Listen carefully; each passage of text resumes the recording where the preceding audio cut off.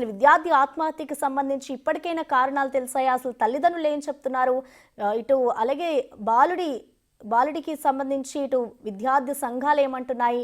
Hostel యాజమాన్యం ఏం చెప్తుంది? పోలీసుల దర్యాప్తు ఏ విధంగా ఉంది సురేష్? నిన్న రాత్రి బాబు లంచ్ చేసిన తర్వాత రూమ్లోకి వెళ్ళిన తర్వాత ఆత్మహత్య చేసుకున్నాడని చెప్పేసి కూడా పోలీసులకి సమాచారం అందించారు. ప్రస్తుతం పోలీసులు ఇక్కడ కాలేజీ వద్ద భారీగా మోహరించడం జరిగింది. ఇక్కడ విద్యార్థి సంఘాలు కూడా పెద్ద ఎత్తున ఆందోళనకు దిగడం జరిగింది. అయితే నారాయణ స్కూల్స్కి సంబంధించి నిర్లక్ష్యం ఉంది ఇక్కడ ఖచ్చితంగా. ఎందుకంటే బాబు చనిపోయిన తర్వాత పేరెంట్స్కి ఎలాంటి సమాచారం ఇవ్వకుండానే బాడీని ఉస్మానియా మార్చరికి తరలించారు. ఆ తర్వాత పోలీసులు వచ్చి సమాచారం ఇస్తేనే తప్ప వాళ్ళకి తెలియలేదని చెప్పేసి కూడా వాళ్ళు ఆగ్రహం వ్యక్తం చేయడం జరిగింది. అయితే గత కొద్ది రోజుల నుంచి ఇదే స్కూల్లో బాబు 7వ తరగతిగా చదువుతున్నాడు. స్కూల్కి సంబంధించిన యాజమాన్యం ర్యాంకుల కోసం వేధింపులు ఎక్కువయ్యే బాబు చనిపోయాడని చెప్పేసి కూడా విద్యార్థి సంఘ నాయకులు ఆరోపిస్తున్నారు. దీనికి సంబంధించి నారాయణ స్కూల్స్పై క్రిమినల్ కేసు నమోదు చేసి చర్యలు తీసుకోవాలని చెప్పేసి కూడా వారు డిమాండ్ చేస్తున్నారు. అయితే బాబు నిన్న రాత్రి చనిపోతే ముందుగా కుటుంబ సభ్యులకు సమాచారం ఇవ్వకుండా పోలీసులకు సమాచారం ఇచ్చి ఇక్కడ పోలీసులు వచ్చి వారు చెప్తే తప్ప మాకు తెలియలేదని చెప్పేసి కూడా వాళ్ళ ఆందోళనకు దిగడం జరిగింది. కొద్దిసేపటి వరకు కూడా ఇక్కడ ఉద్రిక్తత పరిస్థితులు నెలకొనడం జరిగింది. విద్యార్థి సంఘ నాయకులు ఆందోళన చేస్తే కొంతమందిని అరెస్ట్ చేసి ఇక్కడ నుంచి పోలీస్ స్టేషన్కి తరలించడం జరిగింది. ప్రస్తుతం బాబు మృతదేహాన్ని ఉస్మానియా ఆసుపత్రిలో మార్చరికి తరలించడం జరిగింది రాత్రి అని చెప్పేసి కూడా వాళ్ళ కుటుంబ సభ్యులు చెప్తున్నారు. అయితే ఆ స్కూల్లో బాబు ఆత్మహత్య గల కారణాలపై ఇప్పటివరకు ఇంకా స్పష్టత రాలేదు. అసలు ఏం జరిగిందనే దానిపై కూడా స్కూల్ యాజమాన్యం స్పందించలేదని చెప్పేసి కూడా బాబు తల్లిదండ్రులు బంధువులు చెప్తున్నారు. దీనిపై ఖచ్చితంగా కఠిన చర్యలు తీసుకోవాలి. గత కొద్ది రోజుల నుంచి ఇటు నారాయణ శ్రీ చైతన్య ఇంటర్మీడియట్ విద్యార్థులు ఆత్మహత్య చేసుకున్నారు. కానీ 7వ తరగతి చదువుతున్నటువంటి 12 ఏళ్ల బాబు ఆత్మహత్య ఎలా చేసుకుంటాడు? అసలు ఆత్మహత్య గల కారణాలు ఏంటి? ఎవరు వేధింపులు జరిగాయి? ఒక లెక్చరర్ స్కూల్లో టీచర్కి సంబంధించి వేధింపులు జరిగాయి. దీనికి సంబంధించి ఈ బ్రాంచ్లో మెరిట్ స్టూడెంట్స్ అంతా తీసుకొచ్చి ఇక్కడ ర్యాంకుల కోసం వాళ్ళపై ఒత్తిడి చేస్తున్నారు. ఆ ఒత్తిడిలో భాగంగానే బాబు ఆత్మహత్య చేసుకున్నాడా లేకుంటే ఇతర కారణాలు ఏమున్నాయనే దానిపై అయితే పోలీసులు పూర్తి దర్యాప్తు చేయాలని చెప్పేసి కూడా తల్లిదండ్రులు విద్యార్థి సంఘ నాయకులు కోరుతున్నారు. కొద్దిసేపటి క్రితం ఇక్కడే ఆందోళన కూడా దిగడం జరిగింది. ప్రస్తుతం ఎవరైతే నారాయణ కాలేజ్ యాజమాన్యం, ఎందుకంటే లక్షల్లో ఫీజులు కడుతున్నారు కానీ విద్యార్థులకు సంబంధించిన బాగోగులు కానీ రక్షణ చర్యలు కానీ ఎలాంటి చర్యలు తీసుకోలేదు. ఒక ఎంట్రన్స్ ఉంది, దీనికి సంబంధించి ఇక్కడ భారీగా పోలీసులు మోహరించడం జరిగింది. ఇక్కడ నుంచి లోపలికి వెళ్తే ఒక జైలు లాగా స్కూల్స్ ఉన్నాయి తప్ప పిల్లలకి ఆహ్లాదకరంగా ఉండేటువంటి వాతావరణం లేదు. ఒక గ్రౌండ్ లేదు, ఒకటే స్కూల్ బిల్డింగ్ ఉంది. ఈ బిల్డింగ్లోనే వేల మందిని ఒక్కొక్క రూమ్లో 4గురిని 5గురిని పెట్టి ఆ స్కూల్ చెప్తున్నారని చెప్పేసి కూడా వారు ఆరోపిస్తున్నారు. దీనికి సంబంధించి ప్రస్తుతం అయితే ఇక్కడ ఎవరు ఆందోళన చేయకుండా పోలీసులు అయితే భారీ బందోబస్తు ఏర్పాటు చేయడం జరిగింది. పోలీసులు ఈ ఘటనపై కేసు నమోదు చేసి దర్యాప్తు చేస్తున్నామని చెప్పేసి హైతనగర్ పోలీసులు చెప్తున్నారు. కానీ ఎప్పుడు ఇలాంటి ఘటన జరిగినప్పుడు వస్తున్నారు, ఆందోళన చేస్తున్నారు తప్ప మిగతాది ఎందుకంటే పిల్లలపై ఒత్తిడి ఎందుకు తీసుకొస్తున్నారు? కాలేజీలు కావచ్చు, ఇటు స్కూల్స్ కావచ్చు. 12 సంవత్సరాల బాబు తాను రూమ్లో స్వయంగా ఆత్మహత్యకు పాల్పడడం పైన కూడా అనుమానాలు ఉన్నాయని చెప్పేసి వాళ్ళ తండ్రులు చెప్తున్నారు. కాబట్టి ఖచ్చితంగా దీనిపై లోతైన దర్యాప్తు చేసి అసలు మృతికి గల కారణాల పైన కూడా పోలీసులు దర్యాప్తు చేయాలని చెప్పేసి కూడా వాళ్ళ కుటుంబ సభ్యులు విద్యార్థి సంఘ నాయకులు కోరుతున్నారు. అదే సురేష్, చూసుకుంటే విద్యార్థి కూడా గతంలో స్కూల్ యాజమాన్యాన్ని అడిగిన పరిస్థితి ఉంది. టీసీ ఇచ్చేయండి నేను వెళ్ళిపోతాను అంటూ కూడా విద్యార్థి అడిగాడు. మరి దానికి సంబంధించి తల్లిదండ్రులతో ఎప్పుడైనా విద్యార్థి మాట్లాడిన సందర్భం ఉందా? అసలు తల్లిదండ్రులు దీని గురించి ఏమైనా చర్చించారా సురేష్?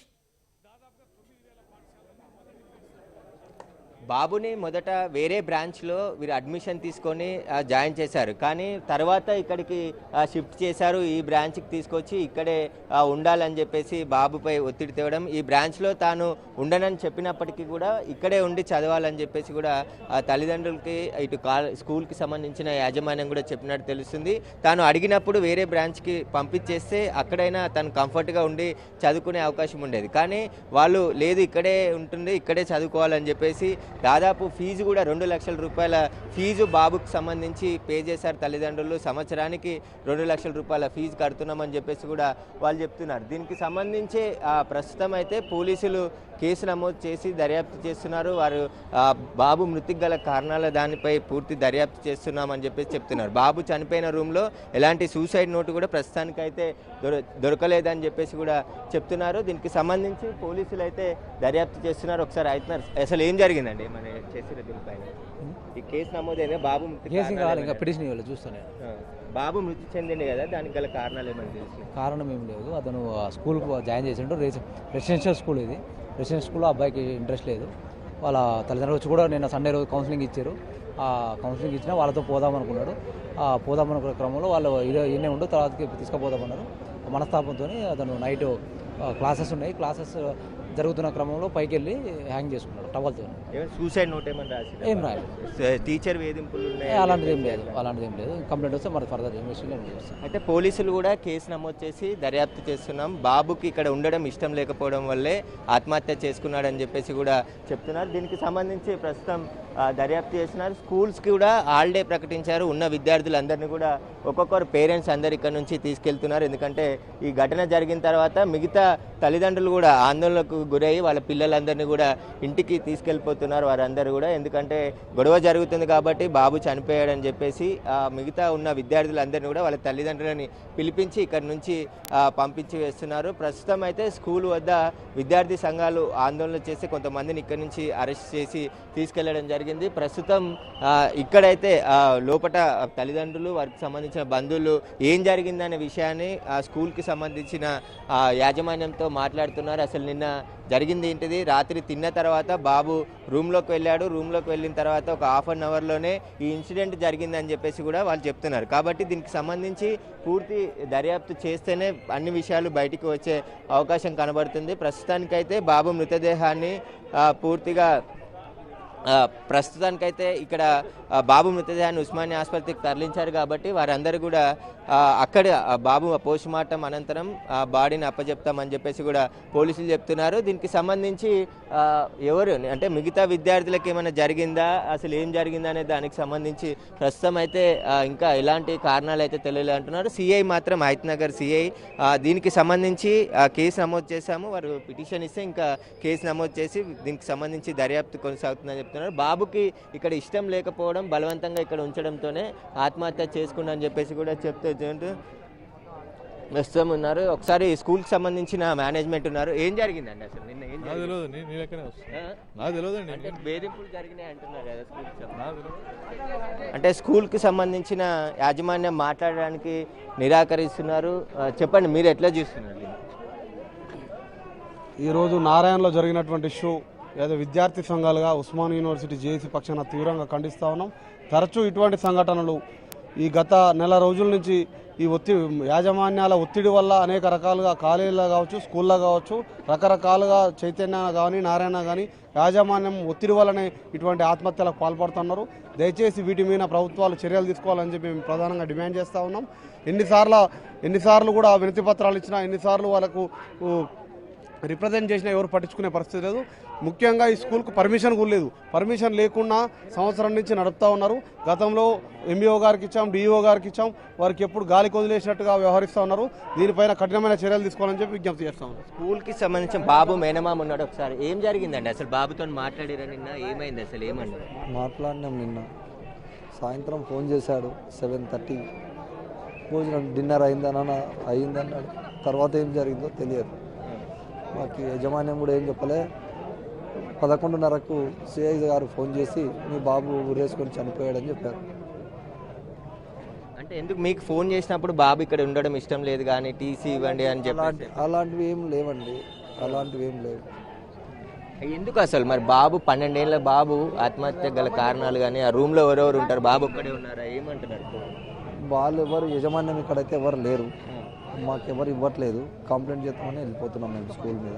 ఎన్ని సంవత్సరాలు అయింది స్కూల్లో వేసి మీ బాబు? ఫస్ట్ ఇయర్ ఇదే సంవత్సరం. ఇదే బ్రాంచ్లో వేస్తారా? ఇదే బ్రాంచ్లో వేస్తాం. ఇక్కడ హయత్నగర్ కాదు, పిండిపొండ్ల పుల్లారెడ్డిలో జాయిన్ చేసినాము. తర్వాత హయత్నగర్ బ్రాంచ్కి పంపిస్తామని కూడా చెప్పారు వాళ్ళు. అప్పుడు స్టార్టింగ్లో మనకు ఈ బిల్డింగ్ పంపిస్తామని చెప్పారు బాబు. ఎంత కట్టారు ఫీజు? ఫీజు ఇప్పటికి 2 lakhs అట్లా కట్టాము. సంవత్సరానికి 2 లక్షల ఫీజు? 2,55,000 మాట్లాడుకున్నామండి. 2 lakhs ఇప్పటికి కట్టేసాం. అయితే ఒక ఇయర్కి ఫీజు వచ్చేసి 2.5 లక్షలు ఒక విద్యార్థి నుండి వసూలు చేసి ఇక్కడ స్కూల్ నడుపుతున్నారు. మొదట వేరే బ్రాంచ్లో అడ్మిషన్ ఇచ్చారు, తర్వాత మళ్ళీ ఇక్కడ తీసుకొచ్చిన తర్వాత ఇక్కడ హైత్నగర్లో ఉన్న బ్రాంచ్కి తీసుకొచ్చి ఇక్కడ పెట్టారు. బాబుకు ఇష్టం లేకపోవడంతోనే ఇక్కడ నుంచి ఆత్మహత్య చేసుకున్నాడని చెప్పేసి కూడా పోలీసులు చెప్తున్నారు. చెప్తున్నారు. దీనికి సంబంధించి ప్రస్తుతం అయితే కేసు నమోదు చేసి దర్యాప్తు చేస్తున్నామని చెప్తున్నారు. విద్యార్థి సంఘాలు కూడా పెద్ద ఎత్తున ఇక్కడికి చేరుకొని ఆందోళన చేస్తున్న నేపథ్యంలో వారందరినీ కూడా ఇక్కడ నుంచి అరెస్ట్ చేసి బయటికి పంపిస్తున్నారు. సురేష్, అలాగే చూసుకుంటే మనం గతంలో చూసాం రీసెంట్గా కూడా, అంటే శ్రీ చైతన్య కాలేజ్లో ఇంటర్ స్టూడెంట్స్ ఆత్మహత్య చేసుకోవడం చూసాం. కానీ ఇక్కడ చిన్న వయసు విద్యార్థి, అంటే 7వ తరగతి చదువుతున్న విద్యార్థి ఆత్మహత్య చేసుకున్నాడు. ఇటు చూసుకుంటే అంటే ఇది స్కూల్కి సంబంధించి స్ట్రెస్ వల్ల కాదు, ఆ స్కూల్లో చదవడం ఇష్టం లేకే ఆయన ఆత్మహత్య చేసుకున్నాడు అంటూ కూడా పోలీసులు చెప్తున్నారు. సో మొత్తంగా అసలు పేరెంట్స్ ఏం డిమాండ్ చేస్తున్నారు, పేరెంట్స్ అసలు ఏం చెప్తున్నారు సురేష్?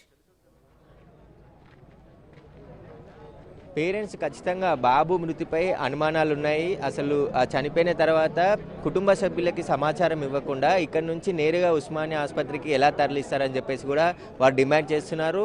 అడ్మిషన్ సమయంలోనే 2 లక్షల రూపాయల ఫీజు కట్టి ఆ తర్వాత ఇంకా 50,000 రూపాయలు ఇన్స్టాల్మెంట్లో కట్టేస్తామని చెప్పేసి కూడా స్కూల్తో మాట్లాడుకొని ఫస్ట్ పుల్లారెడ్డి క్యాంపస్లో వేసిన అబ్బాయిని ఇక్కడ తీసుకొచ్చి హైత్నగర్ బ్రాంచ్లో తీసుకొచ్చి పెట్టారు. వీరికి సంబంధించి కఠిన చర్యలు తీసుకోవాలని చెప్పేసి కూడా వారు డిమాండ్ చేస్తున్నారు. ఎందుకంటే ప్రస్తుతం బాబుకు సంబంధించి సూసైడ్ చేసుకున్నాడని చెప్తున్నారు. ఫ్యాన్కి హ్యాంగింగ్ చేసుకొని చనిపోయాడు అంటున్నారు. కానీ హ్యాంగింగ్ చేసుకునే అంత బాబుకి వేధింపులు ఏం జరిగాయి, అసలు స్కూల్లో టీచర్ వేధింపులు జరిగాయి అంటున్నారు. లేదంటే ర్యాంకులకు సంబంధించిన ఒత్తిడి, ఆయనకి చదువుకుంటున్నప్పటికీ కూడా స్కూల్కి సంబంధించిన ఒత్తిడి ఎక్కువ కావడం, ర్యాంకులు ప్రతి వారంలో టెస్టులు పెట్టడం, దానికి సంబంధించి ఒత్తిడికి గురయ్యే బాబు చనిపోయాడని చెప్పేసి విద్యార్థి సంఘ నాయకులు అంటున్నారు. ఇది ఒక్కటే ఘటన కాదు, గత కొద్ది రోజుల నుంచి నారాయణ, శ్రీ చైతన్య కార్పొరేట్ కాలేజీలలో కూడా విద్యార్థులు ఆత్మహత్య చేసుకుంటున్నారు. వీటిపై ప్రభుత్వం కూడా చాలా సీరియస్గా స్పందించి ఎంక్వైరీ చేయాలి, అసలు ఎందుకు ఆత్మహత్యలు జరుగుతున్నాయి, స్కూళ్ళకు సంబంధించిన పూర్తిగా వీటికి సంబంధించి కానీ చెప్పండి. మీరు విద్యార్థి సంఘాలు ఏం జరిగింది? ఈరోజు నారాయణ కాలేజ్ యాజమాన్యం ఏదైతే హైత్నగర్లో నిర్వహిస్తున్న పాఠశాల ఉందో, ఈ పాఠశాలకు వాస్తవానికి గుర్తింపు లేదు, ప్రభుత్వం నుంచి గుర్తింపు లేదు. ఎలాంటి గుర్తింపు లేకుండా కూడా వీళ్ళు ఇష్టం వచ్చినట్టు నడిపిస్తున్నప్పటికీ కూడా ప్రభుత్వ యంత్రాంగం కూడా చూసి చూడనట్టు వ్యవహరిస్తున్న సంఘటన మనం ఇక్కడ చూడొచ్చు. అయితే ఇప్పుడు చనిపోయిన బాబు, ఎవరైతే 7th క్లాస్ చదువుతున్న బాబు ఉన్నాడో, అతను నైట్ చనిపోతే అతను అప్పటికప్పటికి హడావుడి చేసి హాస్పిటల్కి తరలించి పేరెంట్స్ కూడా ఇన్ఫర్మేషన్ లేకుండా వీళ్ళు తరలించడం జరిగింది. ఇక్కడ చదువుకుంటున్న అబ్బాయి గతంలో రెసిడెన్షియల్ స్కూల్లో చదువుకుంటూ ఇతనుకున్న మానసిక ఒత్తిడి వల్ల ఈ యొక్క పాఠశాలలో వద్దు అని చెప్పి మార్పించే ప్రయత్నంలో కూడా తల్లిదండ్రులు ఆ రోజు టీసీ కావాలని చెప్పేసి ఒక 2 నెలల క్రితం అడిగితే వీళ్ళు ఇక్కడ ఉన్న యాజమాన్యం కూడా వీళ్ళు టీసీ ఇవ్వకపోవడం వల్ల వీళ్ళు ఇక్కడనే కంటిన్యూ చేయవలసి వచ్చిందని చెప్పేసి కూడా వాళ్ళు చెప్తా ఉన్నారు. అంటే ఇక్కడ గుర్తింపు లేకుండా వీళ్ళు ఇష్టం వచ్చినట్టు నడిపిస్తుంటూ వాళ్ళకు ఇష్టం లేకున్నా కానీ వాళ్ళు టీసీ ఇవ్వకపోవడం వల్లనే ఈ విద్యార్థి బలైపోయింది అని చెప్పేసి కూడా ఇక్కడ మనం చూసవచ్చే సంఘటన ఉంది.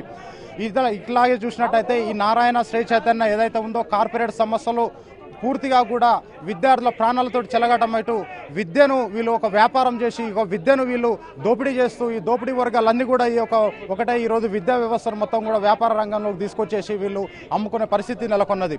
కాబట్టి ఈ విద్యా రంగంలో ఉన్న సమూలమైన మార్పులు చేసి ఈ ప్రభుత్వం కూడా వీటిపైన చర్యలు తీసుకోవాలని చెప్పేసి మేము డిమాండ్ చేస్తూ ఉన్నాం.